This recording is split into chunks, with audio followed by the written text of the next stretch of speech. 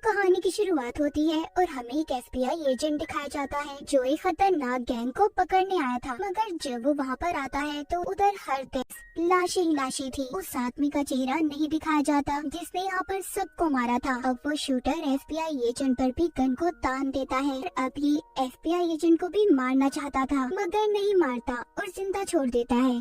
हमें एक छोटा बच्चा दिखाया जाता है जिसका नाम क्रिश्चियन था। वो अपने मॉम डैड के साथ डॉक्टर के पास आया था। क्रिश्चियन को दरअसल ऑटिज्म की बीमारी थी। ये एक ऐसी बीमारी होती है जिसमें इंसान ना तो किसी से आंखों में देखकर बात कर सकता है और खुद एतमादी भी बहुत कम होती है, यानी कि वो इंसान खुद पर यकीन नहीं कर पाता कि क्या सही है और क्या गलत। मगर क्रिश्चियन मैथ्स की कैलकुलेशंस में बहुत माहिर था। वो मुश्किल से मुश्किल सवालों को चुटकियों में हल कर लेता था। डॉक्टर क्रिश्चियन को देखकर कहती है कि आप लोग इसको यहीं पर मेरे पास छोड़ जाएं, तभी मैं क्रिश्चियन का इलाज कर सकूंगा। मगर उसके डैड उसे यहाँ पर छोड़ने के लिए बिल्कुल तैयार नहीं थे। मगर क्रिश्चियन की मॉम ऐसा नहीं चाहती। वो कहती है हमें यहाँ पर क्रिश्चियन को छोड़ देना चाहिए ताकि उसका इलाज हो सके। यहीं पर हम क्रिश्चियन को एक पजल बनाता हुआ देखते हैं। पजल का एक हिस्सा गायब हो गया था जिस वजह से वो पागलों की तरह चिल्लाने लगता है और अजीब अजीब से लफ्ज बोलता जा रहा था। क्रिश्चियन की ऐसी हालत देखकर सब लोग परेशान हो जाते हैं। तभी एक बच्ची उठकर आती है जो इसकी तरह ही ऑटिज्म की मरीज थी।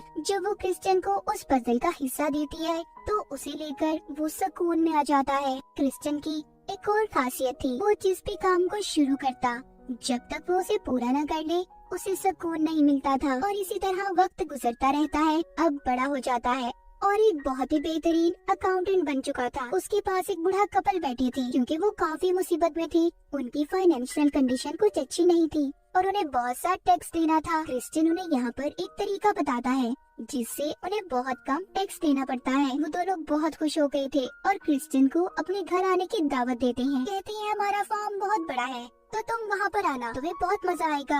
वहाँ पर लोग ज्यादातर गन प्रैक्टिस करने आते हैं, तुम भी आना। इतना कहकर वो वहाँ से चले गए थे। और अब हमें FBI का हेड दिखाया जाता है जिसके पास एक लड़की आती है। उसका नाम मेडिना था। वो हेड के पास जॉब के लिए आई थी। हेड उससे कहता है तुम्हारे बारे में मैंने पढ़ा है, तुम काफी अच्छी हो, जहाँ पर भी तुमने काम किया बहुत अच्छा किया है। अब वो मेडिना से उसके क्रिमिनल्स जुर्मों के रिकॉर्ड के बारे में पूछता है जिस पर वो कोई जवाब नहीं देती। मेडिना चुप हो गई थी। तभी हेड मेडिना को उसकी क्राइम फाइल दिखाता है और कहता है देखो तुमने कितने लोगों को मारा है, तुम जेल में भी जा चुकी हो। ये सुनकर मेडिना उठकर वहाँ से जाने वाली थी। हेड कहता है रुको, अगर मैं जाऊँ तो किसी को कुछ नहीं बताऊंगा, इसके बदले तुम्हें मेरे साथ काम करना होगा। वो अपने डीना को एक आदमी की तस्वीर दिखाता है जिसमें उसका सिर्फ आधा चेहरा ही नजर आ रहा था। हेड कहता है इस आदमी को सब द अकाउंटेंट के नाम से जानते हैं। ये ज्यादातर क्रिमिनल्स के साथ काम करता है, उनके काले पैसे को गवर्नमेंट से छुपाता है। वो उनकी और भी पैसों की हेरा फेरी में मदद करता है।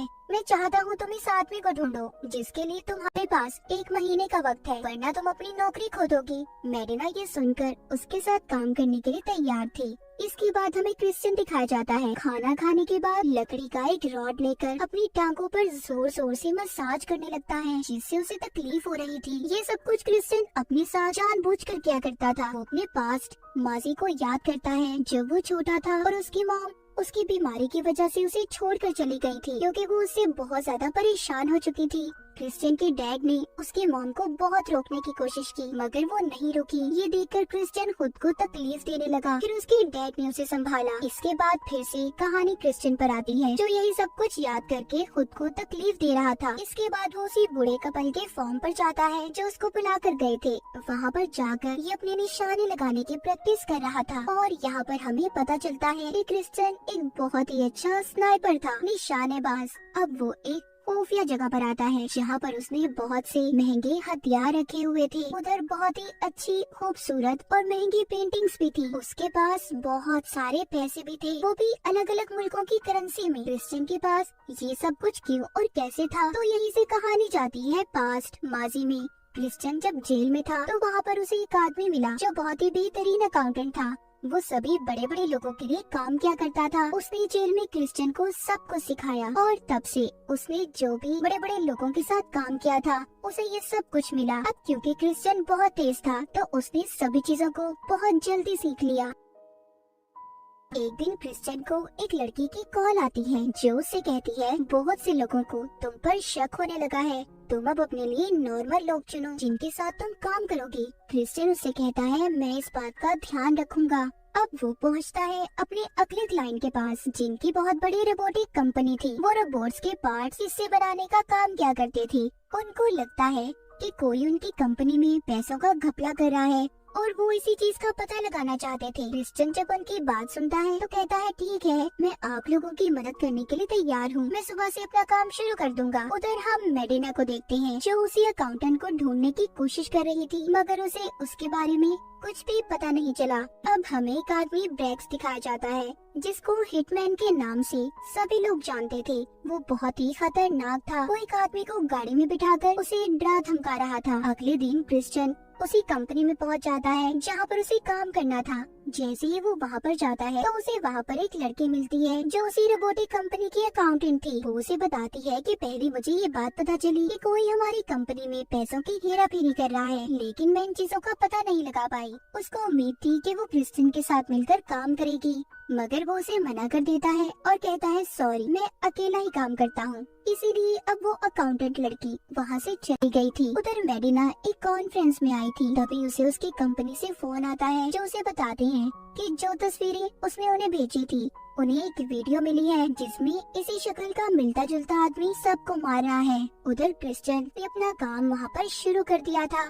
वो कंपनी में सारे हिसाब किताब को पढ़ना शुरू करता है। इधर मेडिना उस अकाउंटेंट की ऑडियो को मैच करने की कोशिश कर रही थी क्योंकि उसे उसकी आवाज मिली थी। वो अजीब अजीब से लफ्ज पढ़ रहा था तो मेडिना को पता चलता है कि ये आदमी जो भी है इसे ऑटिज्म की बीमारी है। क्रिश्चियन ने कंपनी में अपना काम शुरू कर दिया था। उसने खिड़कियों दरवाजों पर कैलकुलेशंस करके इस बात का पता चला लिया था कि कंपनी में पैसे कहाँ पर जा रहे हैं। अब ये सारी बातें अकाउंटेंट लड़की को बताता है। वो कहता है हाँ तुम ठीक थी, वाकई कंपनी से पैसे चुराए जा रहे हैं और वो आदमी ऐसी कंपनी के नाम पर पैसों को ट्रांसफर करता है जिसका कोई भी नाम कंपनी की लिस्ट में नहीं है। तभी वहाँ पर उस कंपनी की ऑनर मालिक आती है। वो क्रिश्चियन से पूछती है क्या तुमने पता लगाया कि आखिर वो इंसान कौन है। वो कहता है नहीं, पर मुझे थोड़ा सा और वक्त दे, मैं उस इंसान के बारे में जल्दी पता लगा लूंगा। उधर दूसरी तरफ हमें ब्रेक्स दिखाया जाता है जो इसी रोबोटिक कंपनी के एक और शेयर होल्डर के घर पर आया था और उस आदमी को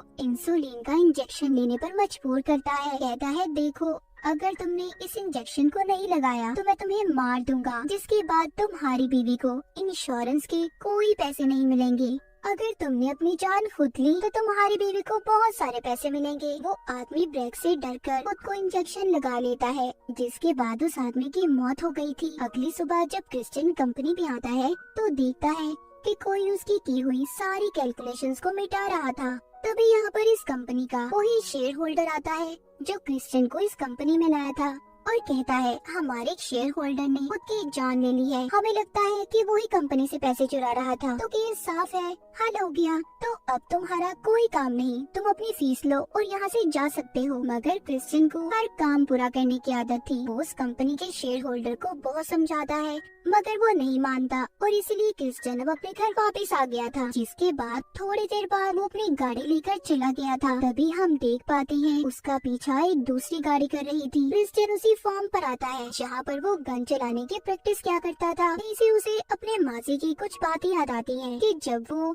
और उसका भाई मार्शल आर्ट की प्रैक्टिस क्या करते थे। उसकी डैड ने उन्हें दुनिया की हर चीज सिखाई थी कि वो लोग पीछे ना रहें। तभी क्रिश्चियन जब बूढ़े कपल के फॉर्म पर प्रैक्टिस कर रहा था तो वहाँ पर दो गुंडे आ जाते हैं जो उस बूढ़े कपल के घर में घुस गए थे और उनसे कहते हैं कि बाहर जाओ और क्रिश्चियन को जाकर मार दो। वो बूढ़ी औरत को जब एक गुंडा बाहर लेकर आ रहा था तो क्रिश्चियन ने उन्हें देख लिया था और अपनी गन से वहीं पर एक गुंडे को मार देता है। तभी दूसरे गुंडे साथी को गुस्सा आ गया था, इसीलिए वो उस बूढ़े कपल को गाड़ी में बिठाकर उन पर गन करके वहाँ से जाने वाला था। तभी क्रिश्चियन पीछे से अपनी गन चलाता है। उसने अब उस दूसरे गुंडे को पकड़ लिया था और उससे पूछता है बताओ मुझे यहाँ पर किसने मारने के लिए भेजा है तुम्हें। गुंडा बताता है कि मुझे उस इंसान का नहीं पता, बस मुझे तो तुम्हारा और रोबोटिक कंपनी की अकाउंटेंट जिसका नाम डैना है उसका नाम बताया गया था। जैसे ही क्रिश्चियन डैना के बारे में सुनता है तो उसे बचाने के लिए निकल जाता है। उधर डैना जो कि होटल में अपने कमरे में जा रही थी उसके चारों तरफ लोग थे जो बस अब उसे मारना चाहते थे, मगर क्रिश्चियन भी वहाँ पर पहुँच गया था। वो आहिस्ता आहिस्ता सीढ़ियों से ऊपर आ रहा था। अब कमरे में एक आदमी डैना पर हमला कर देता है, मगर डैना उस पर वार करती है। वो चूल्हे के स्टैंड को उसके मुंह पर देकर मारती है और जाकर वॉशरूम में छुप गई थी। इससे पहले वो आदमी उसे मारता, वहाँ पर क्रिश्चियन आ गया था। वो एक के बाद एक सभी को बहुत बुरी तरह मार रहा था। सबको उसने वहाँ पर खत्म कर दिया। अब वो डैना को बचाकर वहीं पर अपनी उसी खुफिया जगह पर ले आता है जहाँ पर उसने सब कुछ रखा हुआ था। डैना जब सब कुछ देखती है तो हैरान हो जाती है। वो सोचती है कि एक अकाउंटेंट के पास इतना सब कुछ कैसे हो सकता है, मगर वो इस बात को नहीं जानती थी कि क्रिश्चियन दुनिया के सबसे बड़े क्रिमिनल्स के लिए काम किया करता था। डैना को ये सब कुछ देखकर इतना तो यकीन हो गया था कि वो एक ट्रेड आदमी है। उधर मेडिना को एजेंसी की कॉल आती है जो उस आदमी के बारे में बताते हैं कि वो दिमागी तौर पर भी बीमार है। जिसके बाद क्रिश्चियन भी अब डैना को एक होटल में ले आया था। वो उससे पूछती है कि तुमने ये सब कुछ कैसे सीखा और किस तरह। वो बताता है कि मेरे डैड ने बचपन से ही मुझे सब कुछ सिखाया था ताकि मैं खुद को किसी भी मुसीबत से बचा सकूं। मगर मैं ऑटिज्म का मरीज हूँ, मैं खुद को सोशलाइज नहीं कर पाता, यानी कि मैं लोगों के साथ मिलजुल कर नहीं रह सकता। ये सब बातें सुनने के बाद डैना भी उसे अपने बारे में बताती है। क्रिश्चियन अब यहाँ पर उसी रोबोटिक कंपनी के बारे में बात करता है और कहता है जिसने भी कंपनी में घपला किया उसने फिर से उन्हीं पैसों से कंपनी के शेयर्स को खरीद लिया, जिसके बाद फिर से वो कंपनी प्रॉफिट मुनाफे में जाने लगी। और ये एक तरीका था ब्लैक मनी को वाइट करने का। जिसके बाद क्रिश्चियन रोबोटिक कंपनी के एक और शेयर होल्डर के घर पर जाता है। उसने उसके घर से ब्रेक्स को निकलते हुए देखा था। जब वो शेयर होल्डर के घर जाता है तो उसे पता चलता है ब्रेक्स उसे मारकर चला गया है। वो सबको ऐसे क्यों मार रहा था ये हमें कहानी में आगे जाकर पता चलेगा। दूसरी तरफ मेडिना को भी अब उस अकाउंटेंट के बारे में पता चलता है जिसका नाम कोई और नहीं बल्कि हमारा क्रिश्चियन ही था। उसने अपनी बहुत छोटी सी प्रोफाइल बनाई हुई थी जिसमें लिखा था कि वो छोटी मोटी कंपनीज के साथ मिलकर काम करता है और उसी से वो छोटा मोटा प्रॉफिट भी कमा लेता है। मेडिना अब इन सब जानकारी को लेकर FBI हेड के पास जाती है। उधर क्रिश्चियन डैना के पास जाता है। तभी वो अपने मासी के बारे में सोचने लगता है कि कैसे एक बार उसके डैड ने उसे और उसके भाई को उन बच्चों को मारने का कहा था जो हमेशा उन्हें तंग किया करते थे। तब उसने और उसके भाई ने उन्हें बहुत मारा। ये सोचकर क्रिश्चियन डैना के पास एक खत लिखकर रख देता है क्योंकि अब वो यहाँ से जाना चाहता था। वो सोचता है कि अगर वो डैना के साथ रहा तो उसकी जान को भी खतरा हो सकता है, इसीलिए वो उसे छोड़कर चला गया था। उधर मेडिना FBI हेड के साथ क्रिश्चियन के घर पहुंच गई थी। वो उसके घर की छानबीन करने लगते हैं। उन्हें उसके घर से बहुत सी अजीब चीजें और बहुत सारे हथियार मिले थे जिन्हें देखकर वो बहुत हैरान थे। उसके घर में हर जगह पर कैमरास लगे हुए थे। ये लोग समझ जाते हैं कि ये वही आदमी है जिसे ये अब तक ढूंढ रहे थे। उधर ब्रेक्स उसी रोबोटिक कंपनी के शेयर होल्डर से मिलता है जिसने क्रिश्चियन को भी उस कंपनी में काम करने बुलाया था। यहाँ पर हमें पता चलता है अब तक जितने भी शेयर होल्डर्स मर रहे थे उन्हें इस कंपनी का ये शेयर होल्डर मरवा रहा था ताकि फिर ये एक अकेला मालिक बन सके और ये सारे काम इसके ब्रेक्स कर रहा था। उधर FBI के हेड ने सभी लोगों को क्रिश्चियन के घर से बाहर निकाल दिया था। अंदर सिर्फ वो और मेडिना बचे थे। हेड मेडिना से पूछता है तुमने इतने सारे लोगों को क्यों मारा था। वो बताती है कि उन लोगों ने मेरी बहन को जबरदस्ती नशा बेचने की कोशिश की जिस वजह से मुझे गुस्सा आ गया और मैंने उन्हें मार दिया। बाद में मुझे जेल में भी भेजा गया। मेडिना पूछती है कि तुम इस अकाउंटेंट के पीछे क्यों पड़े हो। वो कहता है जिस लड़ाई की वीडियो तुम्हारे पास है उस लड़ाई में मैं भी था। मैं एक बहुत बड़ी गैंग को पकड़ने गया मगर उस अकाउंटेंट ने वहाँ पर आकर सबको मार दिया। जब उसने मेरी तरफ गन की और मुझे मारने से पहले उसने मुझसे पूछा क्या मैं एक अच्छा डैड हूँ। मैंने कहा हाँ। मैंने हाँ बोल दिया जिसके बाद उसने मुझे छोड़ दिया। मैं उसका चेहरा नहीं देख पाया था। ये वही सीन था जो हमने कहानी के शुरू में देखा था। फिर एक दिन मुझे एक लड़की की कॉल आई। उसने मुझे बड़े बड़े क्रिमिनल्स के बारे में बताया। एक के बाद एक मैं केस को सुलझाने लगा और ये वही लड़की थी जो क्रिश्चियन यानी कि द अकाउंटेंट से भी बात किया करती थी। मैं इसीलिए इसे ढूंढना चाहता था। फिर मुझे एक आदमी के बारे में पता चला जो बहुत ही खतरनाक लोगों के साथ काम किया करता था। वो भी एक बहुत ही बड़ा अकाउंटेंट था और ये वही आदमी था जो क्रिश्चियन को जेल में मिला था। उस आदमी को रिहाई तो मिल गई मगर उन लोगों ने उसे पकड़कर मार दिया जिन खतरनाक लोगों के लिए वो काम किया करता था। जब क्रिश्चियन को इस बारे में पता चला तो वो जेल से भाग आया और उसने फिर उन सभी को मार दिया। यानी कि जो सारा सीन हमने कहानी के शुरू में देखा था वो क्रिश्चियन ही था जो उस गैंग को मार रहा था क्योंकि उस गैंग ने उसके बहुत अच्छे दोस्त को मार दिया था जो उसे जेल में मिला था। मेडिना पूछती है वो जेल में क्यों गया। हेड बताता है कि अब तक मुझे जो उसके बारे में पता चला है, जब उसकी मम्मी उन्हें छोड़कर दूसरी शादी कर ली, कुछ वक्त के बाद उनकी मौत हो गई। क्रिश्चियन जब अपनी मॉम के फ्यूनरल पर गया तो वहाँ पर उसके सौतेले डैड ने उसे जाने का कहा। इस बात पर उसे बहुत गुस्सा आ गया, जिस वजह से उसकी लड़ाई हो गई। वहाँ पर गार्ड आ गया और जब उसने क्रिश्चियन पर गोली चलाने की कोशिश की तो उसके आगे क्रिश्चियन के डैड आ गए, जिन्हें गोली लग गई और वो वहीं पर मर गए। उनकी मौत का जिम्मा भी क्रिश्चियन पर आ गया, इसी वजह से वो जेल में गया था। मेडिना कहती है यार मुझे समझ नहीं आ रहा ये सब बातें तो मुझे क्यों बता रहे हो। हेड कहता है मैं बहुत जल्दी रिटायर्ड होने वाला हूँ और मैं चाहता हूँ बाद में तुम उस लड़की से बात करो और फिर तुम्हें ही सभी केसेस को सुलझाना होगा। मुझे तुम पर भरोसा है, तुम एक अच्छी FBI एजेंट बन सकती हो। तभी क्रिश्चियन के घर का फोन बजता है। मेडिना जब उस फोन को उठाती है तो उसी लड़की की कॉल थी। वो रोबोटिक कंपनी के बारे में बता रही थी जो बहुत सारे पैसों का घपला कर रहे थे और अब मेडिना इस केस की छानबीन करने के लिए तैयार थी। उधर दूसरी तरफ क्रिश्चियन को भी सब कुछ पता चल गया था उस रोबोटिक कंपनी के शेयर होल्डर के बारे में, जिसने बाकी के शेयर होल्डर्स को मरवा दिया था। वो अब उसके घर पहुंच जाता है। वहाँ पर जाकर वो सबको मार रहा था, लेकिन वहाँ पर पहले से ब्रेक्स और उसके साथी मौजूद थे। क्रिश्चियन के पास गन थी, वो गोलियां चलाकर सबको मार रहा था। ये भी क्रिश्चियन पर गोलियां चलाते हैं, मगर उसे मारना इतना आसान नहीं था, इसीलिए वो छुपते छुपाते सभी को एक एक करके मार रहा था। ये सब कुछ ब्रेक्स बैठा स्क्रीन पर देखता है कि क्रिश्चियन घर के अंदर आ चुका है। तभी वो एक जगह पर बैठकर कुछ पढ़ने लगा था। ये देखकर ब्रेक्स को पता चल गया था कि ये सब कुछ तो उसका भाई किया करता था। ब्रेक्स को ये बात समझ आ गई थी कि क्रिश्चियन उसका भाई है, क्योंकि कई सालों से ये दोनों आपस में नहीं मिले थे। अब वो जल्दी से बाहर आता है और अपने आदमियों को गोलियां चलाने से मना करता है, कहता है स्टॉप, रुक जाओ। मगर जब वो नहीं रुकते तो ब्रेक्स अपने ही एक आदमी को मार देता है। फिर वो अब क्रिश्चियन को मारता है, क्योंकि उसे उस पर बहुत गुस्सा था। वो उसे कहता है तुम्हारी वजह से मैंने अपना सब कुछ खो दिया, अपने मॉम डैड। क्रिश्चियन उसे कुछ भी नहीं कह रहा था, क्योंकि वो जानता था कि उसका भाई उससे बहुत नाराज है। क्रिश्चियन अपने भाई को बहुत रोक रहा था, मगर वो नहीं रुकता और इसी वजह से अब वो उसे मारता है। वो दोनों एक जगह पर बैठ गए थे।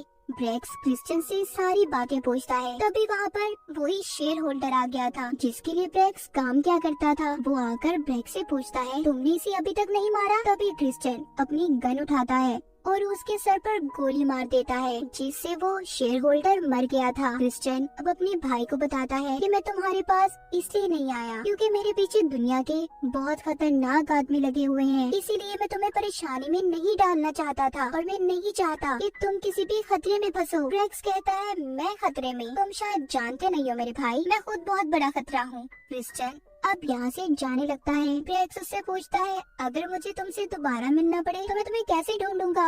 वो कहता है तुम नहीं, मैं तुम्हें ढूंढूंगा। इतना कहकर वो वहाँ से चला गया था। अब हमें एक हॉस्पिटल दिखाया जाता है जहाँ पर जहनी बीमार बच्चों का इलाज किया जाता था।